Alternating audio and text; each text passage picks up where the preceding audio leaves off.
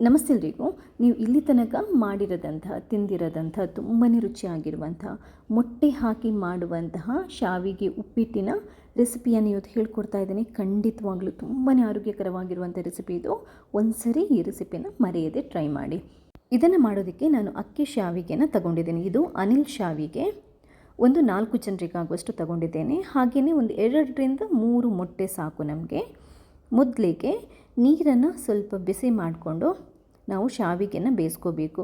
ಇಲ್ಲ ನೀವು ಬರೀ ತಣ್ಣೀರಲ್ಲಿ ಬೇಕಾದರೆ ಒಂದು 5 ನಿಮಿಷ ಶಾವಿಗೆನ ಹಾಕಿಟ್ಟು ಕೊನೆಗೆ ಫಿಲ್ಟರ್ ಮಾಡಿದರೂ ನಡೆಯುತ್ತದೆ. ನಾನು ನೀರನ್ನು ಬಿಸಿ ಮಾಡಿಕೊಂಡು ಒಂದು ಸ್ವಲ್ಪ ಉಪ್ಪನ್ನು ಹಾಕ್ಕೊಂಡಿದ್ದೇನೆ.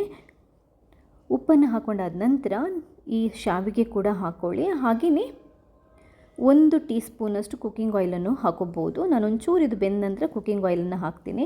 ಜಸ್ಟ್ 1ರಿಂದ 2 ನಿಮಿಷದೊಳಗಡೆ ಈ ಶಾವಿಗೆನ ನಾವು ನೀರಿಗೆ ಹಾಕ್ತೀವಲ್ವ, 2 ನಿಮಿಷ ಸಾಕು. ಅದಕ್ಕಿಂತ ಜಾಸ್ತಿ ಇಡೋದಕ್ಕೆ ಹೋಗಬೇಡಿ. ಮಿಕ್ಸ್ ಮಾಡ್ತಾಯಿರಿ. ಅದಾದ ನಂತರ ಇದನ್ನ ನಾವು ಫಿಲ್ಟರ್ ಮಾಡಿ ತೆಗಿಬೇಕು.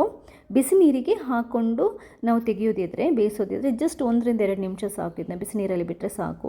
ತಣ್ಣೀರಿಗೆ ಹಾಕೋದಿದ್ರೆ 3ರಿಂದ 5 ನಿಮಿಷ ಬಿಡಬೇಕಾಗುತ್ತೆ. ಇದನ್ನ ಒಂದು ಸೋಸುವಂಥ ಪಾತ್ರೆಗೆ ಹಾಕ್ಕೊಂಡು ಸ್ವಲ್ಪ ತಣ್ಣೀರನ್ನು ಸ್ಪ್ರಿಂಕಲ್ ಮಾಡಿರ್ತಾ ಇದ್ದೇನೆ. ಇವಾಗ ಶಾವಿಗೆನ ಮಾಡ್ಕೊಳ್ಳೋಣ. ಸ್ಟವ್ ಮೇಲೆ ಬಾಣಲೆ ಇಟ್ಟು ಕಾದ ನಂತರ 1-2 ಚಮಚದಷ್ಟು ಕುಕ್ಕಿಂಗ್ ಆಯಿಲನ್ನು ಹಾಕೊತಾ ಇದ್ದೇನೆ. 1 ಟೀ ಸ್ಪೂನಷ್ಟು ಸಾಸಿವೆ, 1 ಟೀ ಸ್ಪೂನಷ್ಟು ಉದ್ದಿನಬೇಳೆ, ಒಂದು ಸ್ವಲ್ಪ ಜೀರಿಗೆ, ಸ್ವಲ್ಪ ಕಡಲೆಬೇಳೆಯನ್ನು ಕೂಡ ಹಾಕ್ಕೊಂಡು ಚೆನ್ನಾಗಿ ಹುರಿದ್ಕೊಳ್ಳಿ. ಒಳ್ಳೆ ಅರೋಮ ಬಂದ ನಂತರ ಜೀರಿಗೆ, ಸಾಸಿವೆ ಎಲ್ಲ ಸಿಡಿದ ನಂತರ 1-2 ಹಸಿಮೆಣಸಿನ್ಕಾಯಿನ ಕಟ್ ಮಾಡ್ಕೊಂಡು ಹಾಕ್ಕೊತಾ ಇದ್ದೀನಿ. ಸ್ವಲ್ಪ ಶುಂಠಿನ ಕಟ್ ಮಾಡ್ಕೊಂಡು ಹಾಕ್ಕೊತಾ ಇದ್ದೀನಿ. 1 ಈರುಳ್ಳಿನ ಕಟ್ ಮಾಡ್ಕೊಂಡು ಹಾಕ್ಕೊತಾ ಇದ್ದೀನಿ. ಸ್ವಲ್ಪ ಕರಿಬೇವು ಕೂಡ ಹಾಕ್ಕೊತಾ ಇದ್ದೇನೆ. ಇದನ್ನು ಕೂಡ ಅಷ್ಟೇ ಚೆನ್ನಾಗಿ ಫ್ರೈ ಮಾಡ್ಕೋಬೇಕು. ಒಗ್ಗರಣೆ ಒಳ್ಳೆ ಅರೋಮ ಬರಬೇಕು. ಈರುಳ್ಳಿ ಚೆನ್ನಾಗಿ ಫ್ರೈ ಆದ ನಂತರ 1 ಟೊಮೆಟೊನ ಕಟ್ ಮಾಡ್ಕೊಂಡು ಹಾಕ್ಕೊತಾ ಇದ್ದೀನಿ. ಇದಕ್ಕೆ ಬೇರೆ ಯಾವ ತರಕಾರಿ ಬೇಡ.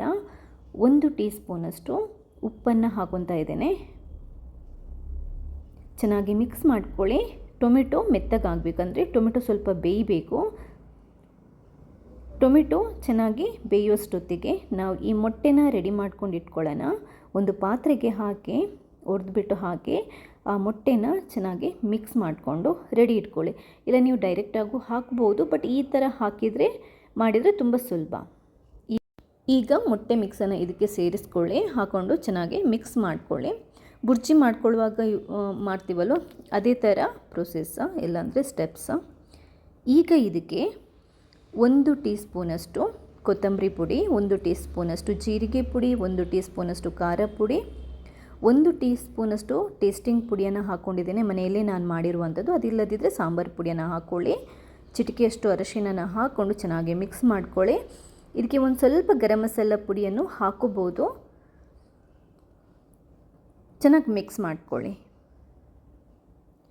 ಹಾಗೆಯೇ ಇದಕ್ಕೆ ಈಗ ನೀವು ಉಪ್ಪು ನೋಡ್ಕೊಂಡು ಅಡ್ಜಸ್ಟ್ ಮಾಡ್ಕೋಬೋದು. ನಾನೊಂದು ಸ್ವಲ್ಪ ಸಕ್ಕರೆನ ಸೇರಿಸ್ತಾ ಇದ್ದೇನೆ. ಆ ಸ್ವೀಟಿಶ್ ಫ್ಲೇವರಿಗೆ ಸಕ್ಕರೆನ ನೀವು ಬೇಡ ಅಂತಂದರೆ ಸ್ಕಿಪ್ ಮಾಡ್ಬೋದು, ಏನೂ ತೊಂದರೆ ಇಲ್ಲ. ಮಸಾಲೆ ಇಂಗ್ರೀಡಿಯೆಂಟ್ಸ್ ಎಷ್ಟು ಬೇಕೋ ಅಷ್ಟು ನೋಡ್ಕೊಂಡು ಹಾಕ್ಕೊಳ್ಳಿ. ಉಪ್ಪು ಕೂಡ ಇವಾಗಲೇ ನೀವು ಅಡ್ಜಸ್ಟ್ ಮಾಡ್ಕೊಳ್ಳಿ. ಯಾಕಂತಂದರೆ ಆಮೇಲೆ ಶಾವಿಗೆ ಹಾಕಿದ ನಂತರ ನಮಗೆ ಅಡ್ಜಸ್ಟ್ ಮಾಡೋದಕ್ಕೆ ಬರಲ್ಲ. ಈ ಮೊಟ್ಟೆದು ಮಸಾಲ ಮಿಕ್ಸ್ ರೆಡಿ ಆದ ನಂತರ 1-2-3 ನಿಮಿಷ ಆದ ನಂತರ ನಾವು ಶಾವಿಗೆನ ಹಾಕ್ಕೊಂಡು ಕಮ್ಮಿ ಉರಿ ಇಟ್ಕೊಂಡು ನೀಟಾಗಿ ಸ್ಪೂನ್ನ ಸಹಾಯದಿಂದ ಮಿಕ್ಸ್ ಮಾಡ್ಕೋಬೇಕು. 1 ನಿಮಿಷ ನೀಟಾಗಿ ಮಿಕ್ಸ್ ಮಾಡಿದರೆ ಸಾಕು ಉರಿ ಮೇಲಿಟ್ಟು. ಅನಂತರ ಬೇಕಾದರೆ ನಾವು ಸ್ಟವನ್ನು ಬಂದ್ ಮಾಡಿಬಿಟ್ಟು ಕೆಳಗಡೆ ಇಟ್ಟು ಮಿಕ್ಸ್ ಮಾಡಿಕೊಂಡು ಕೊತ್ತಂಬರಿ ಸೊಪ್ಪನ್ನು ಹಾಕ್ಕೊಂಡು ಬಿಸಿಯಾಗಿ ಸರ್ವ್ ಮಾಡ್ಬೋದು. ನೋಡಿ, ರುಚಿಯಾಗಿರುವಂಥ ಮೊಟ್ಟೆಯ ಶಾವಿಗೆ ಉಪ್ಪಿಟ್ಟು ರೆಡಿಯಾಗಿದೆ. ತುಂಬ ಅಂತಂದರೆ ತುಂಬ ಆರೋಗ್ಯಕರ. ಮಕ್ಕಳು ಕೆಲವರು ಮೊಟ್ಟೆ ಎಲ್ಲ ತಿನ್ನಲ್ಲ, ಅಥವಾ ಶಾವಿಗೆ ಹಾಗೆ ಪ್ಲೇನ್ ತಿನ್ನಲ್ಲ. ಆವಾಗ ಈ ಥರ ನೀವು ಮಾಡಿಕೊಟ್ರೆ ಖಂಡಿತವಾಗ್ಲೂ ತಿಂತಾರೆ. ರೆಸಿಪಿ ಇಷ್ಟ ಆದರೆ ಲೈಕ್ ಮಾಡಿ, ಬೇರೆಯವ್ರಿಗೆ ಕೂಡ ಶೇರ್ ಮಾಡಿ. ಥ್ಯಾಂಕ್ಸ್ ಎಲ್ರಿಗೂ.